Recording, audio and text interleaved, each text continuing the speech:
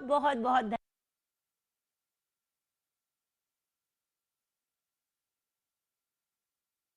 प्यारे बच्चों, गणित की क्लास में आप सबका फिर से बहुत स्वागत है। ये है क्लास 2 और आज हम लोग पढ़ेंगे पाठ 6 बराबर बांटो। इस पाठ को शुरू करने से पहले हम लोग पिछले पाठ का एक थोड़ा सा रिवीजन कर लेंगे। पिछला पाठ आपने कौन सा पढ़ा था? बिल्कुल ठीक, गुणा की संक्रिया के बारे में पढ़ा था, कौन कितनी बार। और उस पाठ में हम लोगों ने सीखा कि गुणा वास्तव में जोड़ करने का ही एक शॉर्टकट तरीका है, यानी बार बार जोड़ करने से बचने के लिए हम गुणा की प्रक्रिया का इस्तेमाल करते हैं। हमने खड़ी रेखाओं और पड़ी रेखाओं की मदद से गुणा करना सीखा। हमने वस्तुओं के समूह का बार बार प्रयोग करके पहाड़ों का निर्माण करना सीखा। हमने एक अंकीय संख्याओं का गुणा करना सीखा और मुझे पूरी आशा है कि आप घर पर भी आसपास की चीज़ों की मदद से पहाड़े बना भी रहे होंगे और एक अंक की संख्याओं का गुणा करने का बहुत अच्छे से अभ्यास कर रहे होंगे। तो चलिए आज का पाठ शुरू करते हैं। बच्चों, प्रायः हमें चीज़ों को देने और लेने की आवश्यकता पड़ती है।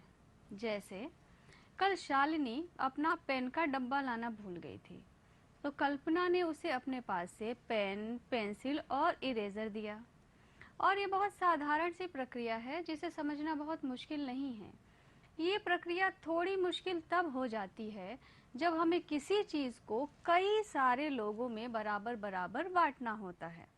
आज की हमारी क्लास का जो टॉपिक है वो यही है कि किसी चीज़ को कैसे बराबर बराबर बांटें।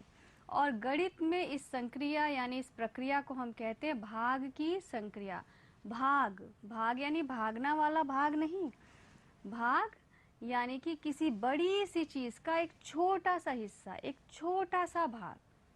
तो आज हम बराबर बराबर बांटना यानी कि भाग देना सीखेंगे। हम इसे सीखेंगे वस्तुओं के माध्यम से, घटाने की प्रक्रिया के माध्यम से, और हम इसे भाग के रूप में निरूपित करना भी सीखेंगे। यहाँ पहली स्लाइड में मंगल के चाचा जी ने उसे 8 केले दिए और कहा कि उसे अपने दोस्तों के साथ बांट ले। मंगल के 3 दोस्त हैं, हीरा, डेविड और शालू, और मंगल भी है, तो हमें 4 लोगों में 8 केले बांटने हैं। मंगल को तो ये समझ में नहीं आया कि ये केले कैसे बांटे जाएं, तो उसने सोचा कि उन्हें मैं एक एक केला दे दूं। तो उसने सबसे पहले सबको एक एक केला दे दिया, एक हीरा को, फिर डेविड को, फिर शालू को, फिर मंगल को दे दिया। 4 केले बंटने के बाद मंगल ने देखा कि 4 केले और बच गए हैं, तो उसने उन केलों को भी चारों के बीच बांट दिया।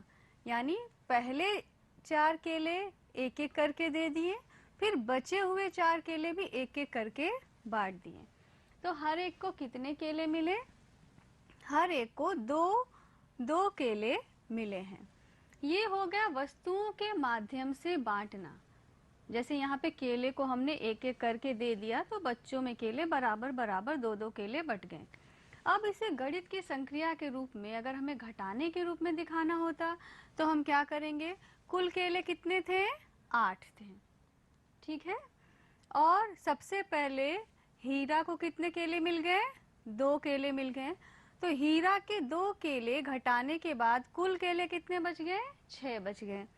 अब डेविड को भी 2 केले दिए गए हैं, तो 6 केलों में से डेविड के 2 केले हमने घटा दिए, तो कितने केले बचे? 4। उसके बाद शालू के 2 केले देने के बाद 4 में से अगर हम 2 घटा दे तो आखिर में 2 केले बचे। और जब मंगल ने अपने 2 केले ले लिए तो कितने केले बचेंगे? 0। यानी अब कोई केला नहीं बचा है। जितने भी केले थे वो सभी बच्चों में बराबर बराबर बांट दिए गए हैं, ठीक है। तो ये आपने गणित की संक्रिया घटाने के माध्यम से देखा। आगे हम इस तरह के कुछ और प्रश्न करेंगे जिसमें वस्तुओं के साथ साथ घटाने की प्रक्रिया का साथ साथ प्रयोग करेंगे, और आपको दोनों ही चीज़ों पर बराबर ध्यान लगा के समझना है। जैसे ये 20 टॉफ़ियाँ हैं और हमें 4 बच्चों में बराबर बराबर बांटनी है। तो अगर हम मंगल के तरीके से जाएं तो हम क्या करेंगे, सबको पहले एक एक टॉफ़ी दे देंगे। जैसे मंगल ने एक एक केले दिए थे तो चारों को हमने एक एक टॉफ़ी दे दी। तो जब 20 टॉफ़ियों में से 4 टॉफ़ियाँ बट गई तो कितनी टॉफ़ियाँ बच गई? 16 टॉफ़ियाँ बच गई। ठीक है, उन 16 बची हुई टॉफ़ियों में से फिर से सबको एक एक टॉफ़ियाँ दे दी, 4 टॉफ़ियाँ और बट गई। तो 16 में से 4 आपने घटा दिया तो कितने बच गए? 12। बची हुई 12 टॉफ़ियों को फिर से बांटना है 4 बच्चों में, तो 4 टॉफ़ियाँ और हटा दी, फिर से आपने 4 टॉफ़ियाँ बांट दी, तो 12 में से 4 टॉफ़ियाँ और घट गई तो कितनी बच गई? 8। 8 टॉफ़ियों को फिर से बांटेंगे उसी प्रक्रिया को दोहराते हुए। तो 4 टॉफ़ियाँ और निकाल के चारों बच्चों को दे दी, तो हमारे पास आखिर में 4 टॉफ़ियाँ बची हैं और इन 4 टॉफ़ियों को हमने चारों बच्चों में दोबारा बांट दी, तो हमारे पास अब कोई भी टॉफ़ी बची नहीं है। टॉफ़ियों की संख्या कितनी हो गई? 0। 0 आने का मतलब है कि टॉफ़ियाँ खत्म हो गई हैं, कोई टॉफ़ी नहीं बची है। हमने सारी टॉफ़ियाँ बच्चों में बांट दी हैं। अब देखें कि कितनी कितनी टॉफ़ियाँ हर बच्चे को मिली हैं। तो 1 2 3 4 5, हर बच्चे को 5-5 टॉफ़ी मिली है। यानी 20 टॉफ़ियाँ अगर 4 बच्चों में बांटी जाएं तो हर बच्चे को 5-5 टॉफ़ियाँ मिलेंगी। ये हमने टॉफ़ियों के माध्यम से समझा कि इसको बराबर कैसे बांटेंगे। इसे भाग की संक्रिया में निरूपित करने के लिए सबसे पहले हम देखेंगे कि भाग का चिन्ह क्या होता है। ये एक पड़ी हुई रेखा जिसके ऊपर 2 बिंदु लगे हुए हैं, इसे हम भाग का चिन्ह कहते हैं और आगे के उदाहरणों में हम इस चिन्ह का प्रयोग करेंगे। इसके साथ साथ भाग करने के लिए इस चिन्ह का भी प्रयोग किया जाता है, जहाँ पे हम भाजक, भागफल और भाज्य को लिखते हैं। तो मुख्यतया भाग की संक्रिया को हम इस चिन्ह से दर्शाते हैं। तो हम अपने पिछले उदाहरण में इस चिन्ह का प्रयोग करके इसको देखेंगे। हमारा पिछला उदाहरण क्या था? हमें 20 टॉफ़ियों को 4 बच्चों में बांटना था, तो हमने बारी बारी 4-4 टॉफ़ियाँ निकाल के बच्चों को बांटी थी। तो जब आपने बांटा था तो पहली बार 4 घटाया तो कितना बचा था? 16। फिर दूसरी बार घटाया तो कितना बचा था? 12। तीसरी बार घटाया तो 8 बचा, चौथी बार घटाया तो 4 और आखिरी बार में कोई भी टॉफ़ी नहीं बची। कुल कितनी बार घटाया गया? ये कितनी बार घटाया गया से मतलब है कि कितनी बार टॉफ़ियों को बांटने की आवश्यकता पड़ी। तो यहाँ पर 5 बार टॉफ़ियाँ एक एक करके बांटी गई हैं और एक एक करके बांटी गई हैं, इसलिए हर बच्चे को 5-5 टॉफ़ी मिली है। 5 बार बांटी गई एक एक टॉफ़ियाँ, तो हर बच्चे को कितनी टॉफ़ी मिली है? 5-5 टॉफ़ी मिली है। और इसे भाग रूप में लिखना हो तो कैसे लिखेंगे? 20 कुल टॉफ़ियाँ थीं और कितने बच्चों में बांटनी थी? 4 बच्चों में बांटनी थी। तो 20 को भाग दिया है 4 से, ये भाग का चिन्ह यहाँ बीच में लिखा हुआ है।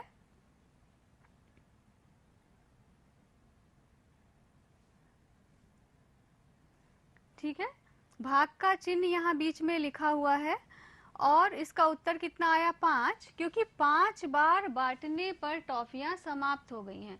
तो इसे पढ़ने का तरीका क्या है? 20 भागा 4 बराबर 5। आप ऐसे भी पढ़ सकते हैं या पढ़ सकते हैं 20 को 4 से भाग देंगे तो कितना आएगा? 5। मैं फिर से दोहराऊंगी और आप भी मेरे साथ दोहराएंगे कि 20 भागा 4 कितना आ गया? 5। इसी को दूसरे चिन्ह का प्रयोग करते हुए हम कैसे लिखेंगे? कुल टॉफ़ियाँ कितनी थी? 20। तो 20 को हमने बीच में लिख दिया और कितने बच्चों में बांटी जानी है? 4। तो 4 को हमने यहाँ पर लिख दिया, तो 4 से भाग दिया 20 को और भाग देंगे कैसे? यहाँ जो ये तरीका है भाग देने का, इसमें हम पहाड़े का प्रयोग करते हैं। हम 4 का पहाड़ा तब तक पढ़ेंगे जब तक या तो 20 ना आ जाए या 20 से छोटा अंक ना आ जाए। तो 4 का पहाड़ा अगर आपको याद हो तो 4 एकम 4, 4 दूना 8, 4 तियां 12, 4 चौक 16, 4 पंजा 20। तो 4 का पहाड़ा जब आप 5 बार पढ़ेंगे तो क्या आ जाएगा? 20। तो इस तरीके से भी हम इस चीज को समझ सकते हैं। पूरी प्रक्रिया एक बार फिर से समझ लीजिए। हमें 20 टॉफियों को 4 बच्चों में बांटनी थी, तो हमने प्रक्रिया से कैसे बांटी? एक एक टॉफियां निकाल के बांटी। तो हमें हर बार 4 टॉफियां बांटनी पड़ी और 5 बार वो प्रक्रिया दोहराई गई तो कुल टॉफियां बट पाई। ये है जैसे मंगल ने केले बांटे थे, उस तरीके से हमने टॉफियों को एक एक करके बांटा। अगर इसको गणित की संक्रिया में दिखाना हो तो हम इसको घटा के रूप में दिखा सकते हैं कि हर बार जो है बची हुई संख्या में से हम 4 संख्या को घटाएंगे, क्योंकि 4 बच्चों में टॉफियां बांटी जानी हैं। इसे भाग के रूप में निरूपित करने के लिए हम क्या करेंगे? 20 भागा 4 बराबर 5, या 4 के पहाड़ा पढ़ के भी हम 20 को का भाग कर सकते हैं। तो आगे के उदाहरणों में भी हम ये चित्र से प्रदर्शन और घटाने से प्रदर्शन और भाग के रूप में निरूपित करने की प्रक्रिया को बार बार दोहराएंगे और आप इन सारी प्रक्रियाओं को हर बार बहुत अच्छे से समझने की कोशिश करेंगे। आगे के उदाहरण में कुछ गेंदें दी गई हैं जिन्हें 2 बराबर भागों में बांटना है। चलो देखें गेंदें कितनी हैं। 1 2 3 4 5 6 7 8 9 10। कितनी गेंदें हो गई? 10। अब इसे 2 भागों में बांटना है, तो क्या करेंगे? एक बार में 2 गेंदें निकालेंगे और एक समूह में डाल देंगे, दूसरी दूसरे समूह में डाल देंगे। ठीक है, तो हमने 2 गेंदें ले ली और एक समूह में डाल दी, दूसरी दूसरे में डाल दी। अब 10 गेंदों में से 2 गेंदें तो हमने निकाल ली हैं, तो बची हुई गेंदें कितनी हो गई हैं? 8। अगर आप यहाँ से गिनेंगे तब भी आपको 8 गेंदें मिलेंगी, या घटाने की प्रक्रिया से देखेंगे तब भी आपको 8 गेंदें यहाँ पे दिखाई देंगी। ये चित्र से आप समझ लीजिए या अंकों से भी इसको साथ साथ समझते रहिए। अब आगे क्या करना है? जैसे पहले के उदाहरण में किया था, फिर से 2 गेंदें निकालेंगे और फिर से अलग अलग समूहों में हम डाल देंगे और फिर देखेंगे कि कितनी गेंदें बची हैं। कितनी गेंदें बची हैं गिन लीजिए। 6 गेंदें बची हैं। अगर अंक रूप में दिखाना चाहें तो 8 में से 2 हमने घटा दिया तो कितनी गेंदें बच गई? 6 बच गई। फिर से यही प्रक्रिया हम दोहराएंगे। 2 गेंदें को निकाल करके उनके समूहों में डाल देंगे और बची हुई गेंदों को गिन लेंगे। कितनी गेंदें बच गई? 4 गेंदें बच गई। अब इसे अंक रूप में अगर हम दिखाएं तो 6 गेंदें थी, 6 में से 2 गेंदें निकाल ली थी और बची हुई गेंदें कितनी हो गई? 4। तो 4 गेंदें अभी बची हैं। फिर से वही प्रक्रिया करेंगे। 2 गेंदों को निकाल करके हम अलग अलग समूहों में डाल देंगे और बची हुई गेंदों को हम अंक रूप में भी लिखेंगे। 4 में से 2 गेंदें निकाली तो हमारे पास कितनी गेंदें बच गई? 2 गेंदें, या अंक रूप में भी 2 गेंदें। और आखिरी 2 गेंदों को भी हमने उनके समूहों में डाल दिया। अब हमारे पास कोई गेंद नहीं बची है। तो जब कोई गेंद नहीं बची है तो अंक रूप में क्या दिखाएंगे? 0। 0 गेंदों का बचना मतलब कोई गेंद नहीं बची है। यानी कि 10 गेंदों को जब हमें 2 समूहों में बराबर बांटना था तो हर समूह में कितनी गेंदें आई? 5। और कितनी बार घटाया गया है? 1 2 3 4 5। यानी जितनी बार घटाया गया है उतनी ही गेंदें समूह में हैं। 2 को 5 बार घटाने की जरूरत पड़ रही है। ठीक है, 5 बार, यानी कि 5 5 की संख्या में गेंदों के 2 समूह बनेंगे और आपने यहाँ पे 2 समूह बना भी लिए हैं। अब देख लें कि इनको भाग के रूप में कैसे लिखेंगे और कैसे पढ़ेंगे। यहाँ पर भाग के रूप में लिख दिया कि 10 को भाग दिया है 2 से और कितना आया है? 5। 10 गेंदें थी और कितने समूहों में बांटी जानी थी? 2। तो हर समूह में कितनी गेंदें गई? 5।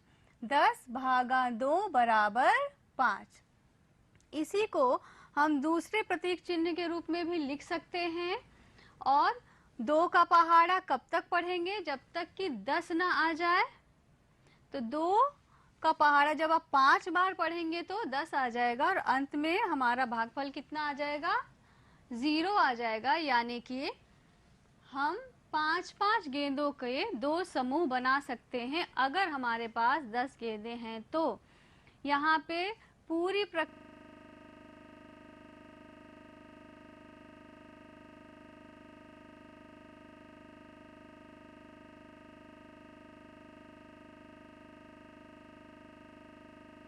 कैसे करना है ताकि आप अपने घर पर भी जो वस्तुएं हैं उनसे आप घटाने की प्रक्रिया द्वारा और भाग की प्रक्रिया द्वारा जो है बराबर से बांट सकें। अब आगे के उदाहरण में एक बड़ी प्लेट में 12 लड्डू रखे हुए हैं और हमारा काम क्या है यहाँ पर कि इन 12 लड्डुओं को 3 प्लेटों में अलग अलग रखना है। तो फिर वैसे ही पूरा प्रोसीजर, पूरी प्रक्रिया हम दोहराएंगे जैसे हमने पिछले उदाहरणों में किया है। क्या किया है? जितनी जगह बांटना था उतने लड्डू निकालेंगे और एक एक लड्डू रख देंगे। कितनी जगह बांटना है? 3 प्लेटों में। तो एक बार में हमने 3 लड्डू निकाले और हर प्लेट में एक एक लड्डू रख दिया। तो 12 में से जब 3 को घटा दिया तो बाकी कितने लड्डू बचेंगे? 9 लड्डू बचेंगे। फिर बचे हुए 9 लड्डुओं के साथ भी हम यही प्रक्रिया अपनाएंगे। 3 लड्डू निकालेंगे और हर एक प्लेट में एक एक लड्डू रख देंगे। बचे हुए लड्डू कितने हुए? 6। बड़ी प्लेट में कितने लड्डू बचेंगे? 6। उसके बाद उन बचे हुए 6 लड्डुओं में भी हम यही प्रक्रिया अपनाएंगे। यानी कि 3 प्लेटों के लिए 3 लड्डू निकाला और हर प्लेट में एक एक लड्डू रख दिया। तो आखिर में कितने लड्डू बचेंगे? 3। और इन तीनों लड्डुओं को भी रखने के बाद हमारे पास कितने लड्डू यहाँ पे बचेंगे? 0। यानी कि बड़ी वाली प्लेट खाली हो जाएगी और छोटी वाली 3 प्लेटों में हमारे लड्डू रखे होंगे। अब देखें कि कितने लड्डू हर एक प्लेट में आए। कितनी बार घटाया गया है? 1 2 3 4। जितनी बार घटाया गया है इसका मतलब ये हुआ कि उतनी बार हमने लड्डू रखे हैं और जितनी बार लड्डू रखे हैं हमने उतने ही लड्डू रखे हैं क्योंकि एक एक लड्डू हर बार रखे गए हैं। तो 1 2 3 4 यानी कि हर प्लेट में 4-4 लड्डू रखे गए हैं। यहाँ 3 को 4 बार घटाने पर 0 आ गया है यानी कि सारे लड्डू समाप्त हो गए हैं। इसलिए 4-4 के समूह में 3 प्लेटों में रखने पे लड्डू बराबर बराबर बट जाएंगे। ये आपने वस्तु रूप में निरूपण किया इसका कि 12 लड्डुओं को 3 प्लेटों में कैसे रखेंगे और आंकिक रूप में आपने घटाने के रूप में भी इसे समझ लिया। अब भाग की संक्रिया के चिन्हों के रूप में इसे कैसे लिखेंगे, इसे समझने के लिए आप मेरे साथ पढ़ेंगे। कैसे पढ़ेंगे? 12 भागा 4 यानी 12 लड्डुओं को 3 जगह पे रखना है, 3 जगह पे बांटना है। तो कितने लड्डू आ गए? 4। 12 भागा 3 बराबर 4। या दूसरी तरह से अगर हम रखें तो 3 को हम 12 से भाग देंगे और 3 का पहाड़ा तब तक पढ़ेंगे जब तक कि 12 ना आ जाए। तो 3 चौक क्या होता है? 12। तो 4-4 लड्डू हर प्लेट में आएंगे। 12 लड्डुओं को 3 प्लेटों में रखा गया तो हर जगह 4-4 लड्डू आए। इसका एक और अर्थ है कि 12 में 3, संख्या 12 में संख्या 3 4 बार शामिल है। अब ये कहाँ से जुड़ गया? ये पिछले वाले अभ्यास यानी पिछले वाले चैप्टर से जुड़ गया। कौन? कितनी बार में, जहां हम वस्तुओं के समूहों को इकट्ठा करके एक बड़ी संख्या बनाते थे। तो उसी तरह समझने की कोशिश करिए। 12 भागा 3 का मतलब है 12 में 3 4 बार शामिल है यानी 3 को 4 बार रखेंगे तो 12 बन जाएगा। अब हम आगे के उदाहरण पे जाएंगे जहां पे हमारे पास 21 गोलियां हैं और इन 21 गोलियों को हमें 7 अलग अलग डब्बों में रखना है, ठीक है। तो हम सबसे पहले क्या करेंगे, 7 डिब्बों में रखना है तो 7 गोलियां गिन के निकाल लेंगे और हर डिब्बे में क्या करेंगे, एक एक गोली डाल दी हमने, ठीक है। क्या किया हमने, हमारे पास 7 डिब्बे थे तो यहाँ से 7 गोलियां ले ली और हर डिब्बे में एक एक गोली डाल दी। तो यहाँ पर क्या हुआ, अंक रूप में क्या हुआ होगा, अंक रूप में ये हुआ होगा कि 21 में से 7 गोलियां घट गई होंगी, ठीक है। अब आगे की प्रक्रिया क्या होती, इसमें आगे की प्रक्रिया ये होगी कि हम फिर से 7 गोलियां लेंगे क्योंकि गोलियां अभी बची हुई हैं और 7 गोलियां लेने के बाद हर एक डिब्बे में एक एक गोली हम फिर से डाल देंगे, ठीक है। यहाँ बची हुई गोलियों में से 7 गोलियां ली और हर एक डिब्बे में एक एक गोली डाल दी। डिब्बे में कितनी कितनी गोलियां आ गई, अभी अभी 2-2 गोलियां आ गई हैं, लेकिन इसके बाद भी गोलियां बची हुई हैं। तो हम क्या करेंगे, फिर से 7 गोलियां लेंगे और फिर से हर एक डिब्बे में डालेंगे। तो हर एक डिब्बे में एक एक गोली डालने के बाद यहाँ पर कोई भी गोली नहीं बची है, यानी कि गोलियां, बची हुई गोलियां कितनी हो गई हैं, 0 गोलियां यहाँ समाप्त हो गई हैं। तो ये आपने वस्तु रूप में बांटा कि 21 गोलियों को हमने कितनी बार बांटा है, हर एक में कितना आया है, 3-3, यानी कि हमने 3 बार उनको बांटा है। अंक रूप में अगर देखें तो सबसे पहले हमने 21 में से 7 गोलियां निकाली थी और कितनी गोलियां बच गई थी, 14।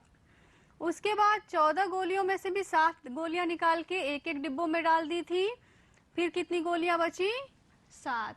उसके बाद बची हुई गोलियों को भी हमने हर जगह पे एक एक गोलियां डाल दी तो कोई गोली नहीं बची थी, यानी कि हमने 21 गोलियों को 7 डिब्बों में बराबर बराबर बांट दिया है या बराबर बराबर रख दिया है।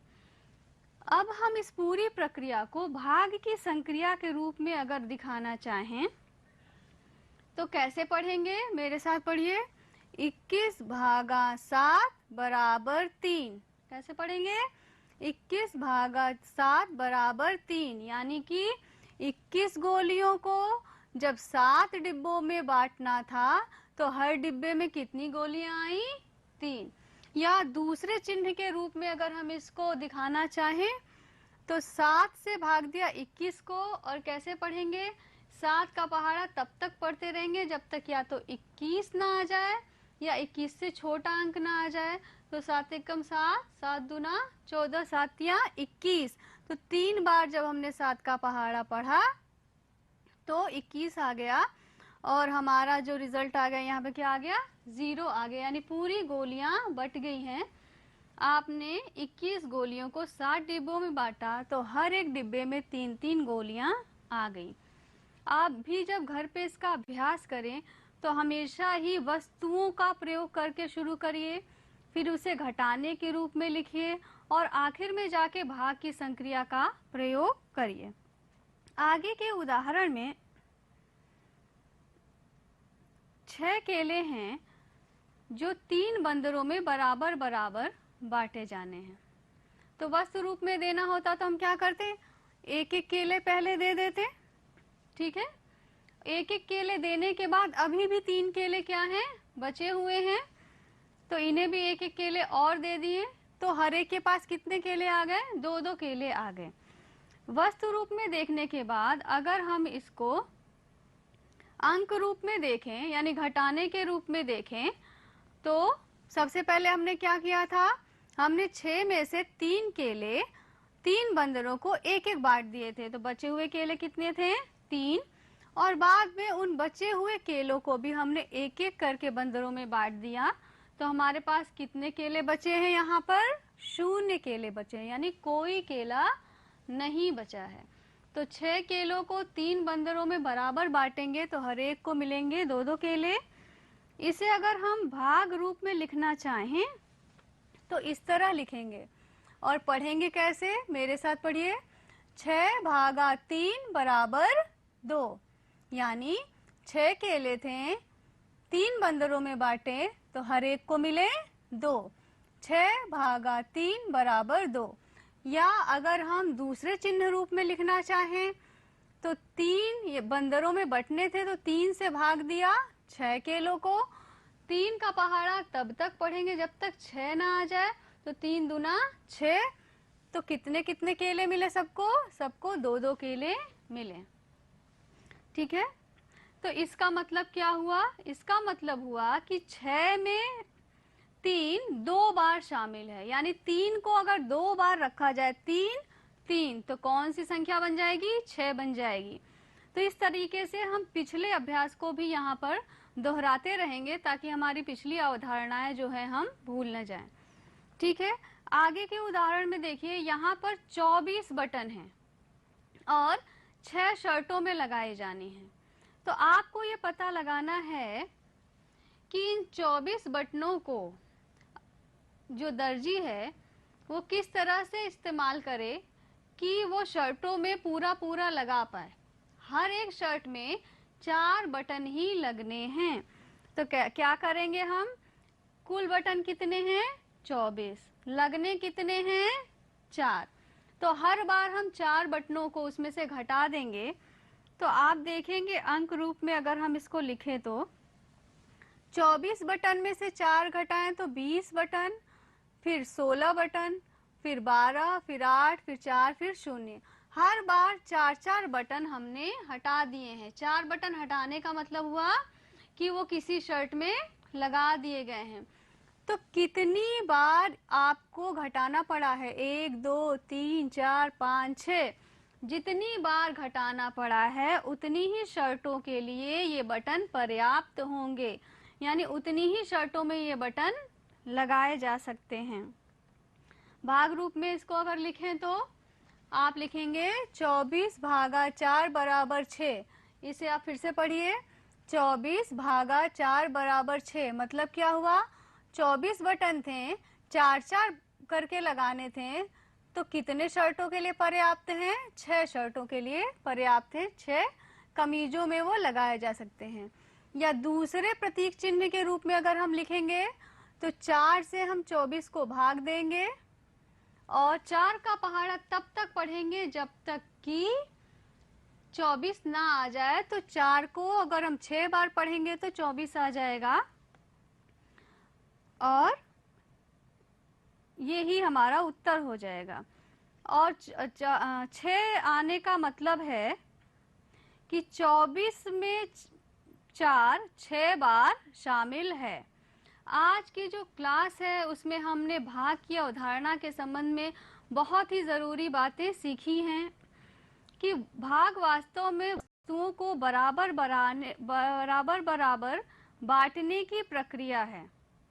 किसी वस्तु की कुल संख्या में से एक ही संख्या को बार बार घटाते रहने को ही हम भाग कहते हैं। भाग का चिन्ह हमने सीखा कि कैसे लिखते हैं। एक बड़ी लाइन के ऊपर 2 बिंदु लगाकर हम भाग का चिन्ह लिखते हैं। किसी बड़ी संख्या में कोई छोटी संख्या कितनी बार शामिल है इसका पता भी हम भाग से लगा सकते हैं। और भाग और घटाने के सहसंबंध के बारे में सीखा। आज के पाठ से संबंधित कुछ परियोजना कार्य और गृह कार्य हैं जो आपको अपनी अभ्यास पुस्तिका में करने हैं। गिनतारा पुस्तक के पृष्ठ 42 पर संख्या 1 से लेकर 5 तक को आप हल करके अपनी कॉपी में लिखेंगे और आज के और पिछले पाठों का भी खूब अभ्यास करिए।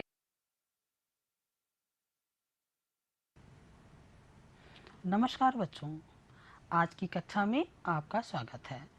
पिछली कक्षा में मैंने आपको प्यासी मैना की कहानी सुनाई थी।